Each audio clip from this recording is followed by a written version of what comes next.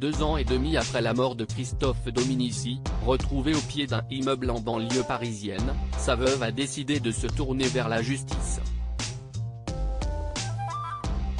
Loretta Denaro a annoncé lors d'un entretien à l'équipe avoir assigné en justice un avocat, pour une sombre histoire qui aurait poussé son mari au fond du gouffre.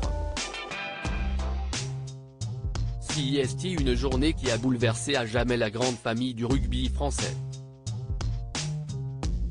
Le 24 novembre 2020, Christophe Dominici était retrouvé mort au domaine national de Saint-Cloud, en banlieue parisienne.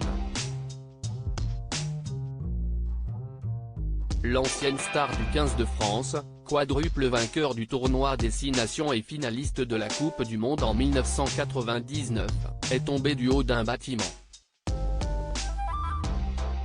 La thèse du suicide, jamais confirmée officiellement par les autorités, a été difficile à accepter pour ses proches, qui ont longtemps avancé d'autres thèses sur les circonstances du drame. D'autant plus que les raisons de son geste étaient particulièrement floues, même si le rugbyman avait été marqué par un terrible drame dans son enfance. Près de 2 ans et demi plus tard, sa veuve a décidé de sortir du silence pour lever le voile autour de la mort de son époux. Christophe serait toujours parmi nous. On est 3 femmes seules à la maison sans leur roi. Il nous manque terriblement. Ce fut 2 ans difficiles. Il y a une vie avant et une vie après ce choc.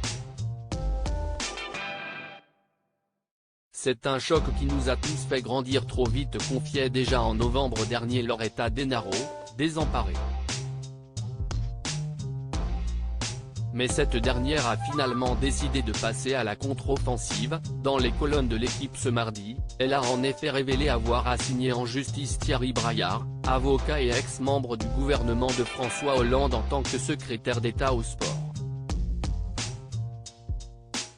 Un homme à la tête du dossier de reprise du club de Béziers en 2020, dans lequel s'était beaucoup investi Christophe Dominici et qui avait finalement avorté. Sa veuve reproche notamment à l'avocat de ne pas s'être suffisamment renseigné sur l'homme censé racheter le club, Samir Benrondane, au profil particulièrement douteux, et d'avoir participé à la détresse de son mari. Lorsqu'on va voir un avocat, CIST normalement pour être protégé, conseillé, et ce professionnel doit vérifier les actes, s'assurer de l'origine des fonds.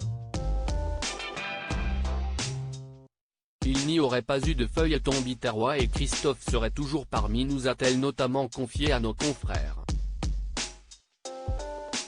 Une sombre affaire qui aurait poussé l'ancien joueur du Stade français à mettre fin à ses jours.